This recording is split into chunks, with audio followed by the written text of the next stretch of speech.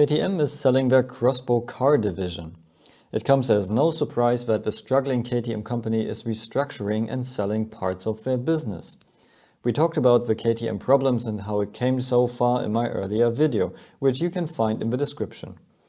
The X-Bow design is a very special one, as it's based on a Dallara Formula 3 monocoque with a transversal drivetrain behind it.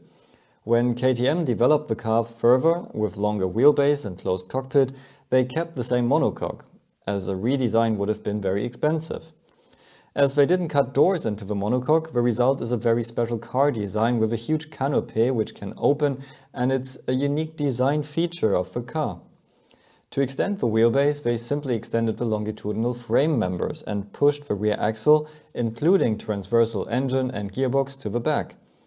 The result of that is a huge empty space in the middle of the car, which is used for a large fuel tank and a huge storage space. The KTM X-Bow established itself in GT2 racing and other racing series and as a high-performance road car with 4- and 5-cylinder turbo engines.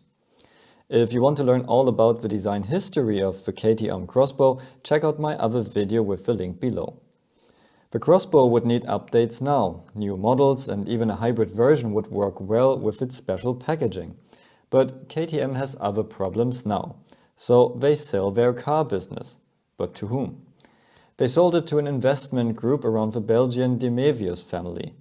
Family members Grégoire and Guillaume are both rally drivers and are known names in WRC and Dakar Rally.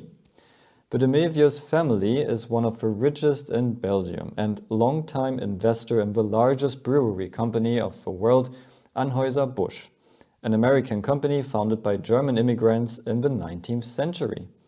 Today, beer brands like Beck's, Budweiser, Corona and Stella belong to the group. And there are other partners involved, race drivers and businessmen. They didn't disclose all the names, and also the price for the KTM business stayed secret. But fact is that the process is currently running and that they have new plans for the KTM X-Bow design. Unsurprisingly, they are planning new versions of the car, and also an off-road version should follow. So we might see the KTM in the Dakar Rally pretty soon with beer advertisement. So what do you think of these developments?